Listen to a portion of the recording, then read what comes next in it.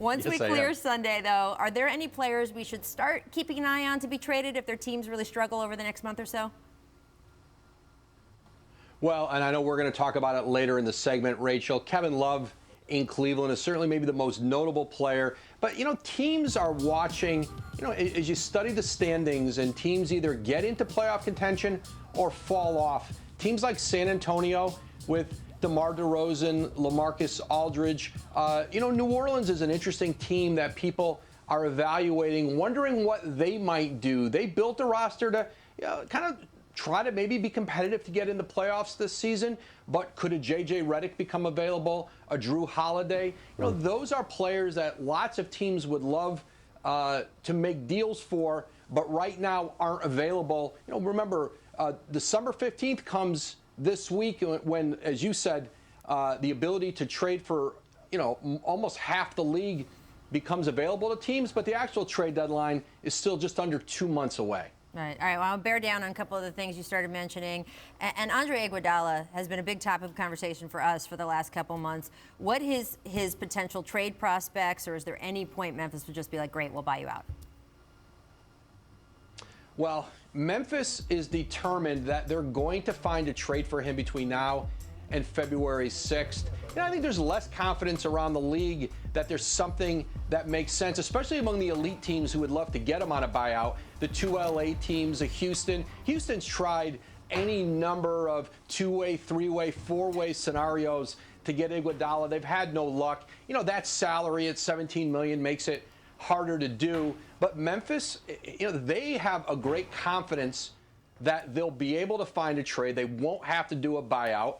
But I think if he's going to get to one of the two teams he's most interested in, the Clippers, the Lakers, it would almost have to be by buyout because those two teams don't really have the ability to trade for him. Yeah, absolutely. All right, I want to follow up, too. Are there any updates to the Kevin Love story you had just a few days ago that he's available for trade?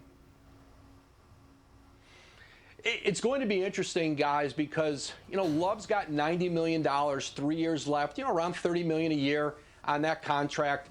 He hasn't played great so far this season. He's been in and out of the lineup. And, teams are trying to get a sense of not just taking on the money, but what would they be willing to give up for him? And Cleveland, because he has so much time left on his contract, they don't have to move him at the trade deadline. They're very open to seeing what they can get for him now.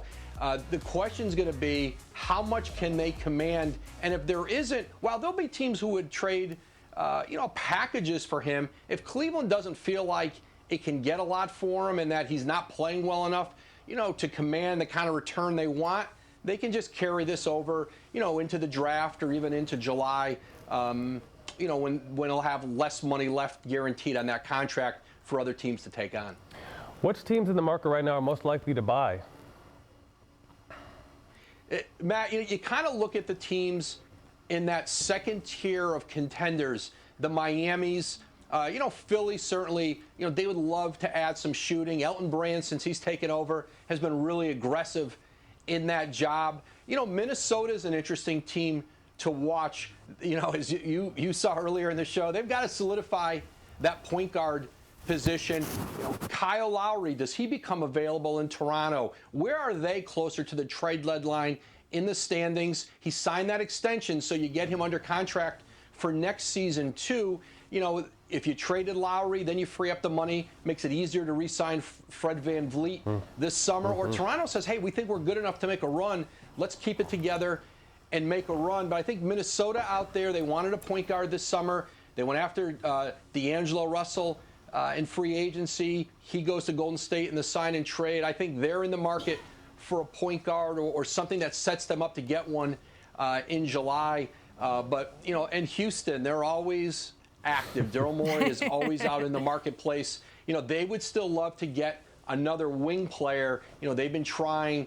Gerald Green, his loss, certainly impacted that roster. But remember, they've got Eric Gordon here on his way back in Houston, and he certainly impacts that lineup without having to make a deal.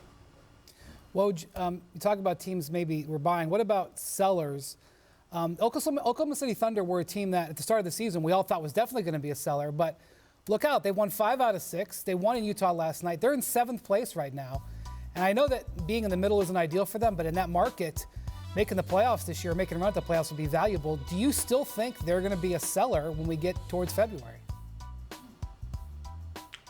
I think they are if somebody comes in and gives them, a deal they can't say no to. If somebody really needs a center, with Steven Adams, if Boston came in, hypothetically with a Steven Adams, and they offer you something you feel like you got to look at. But remember, Danilo Gallinari is the free agent in this group, and you could, he's the guy potentially you lose for nothing. And if you feel like, hey, let's move Gallo, make sure we get something back for him, that's a consideration.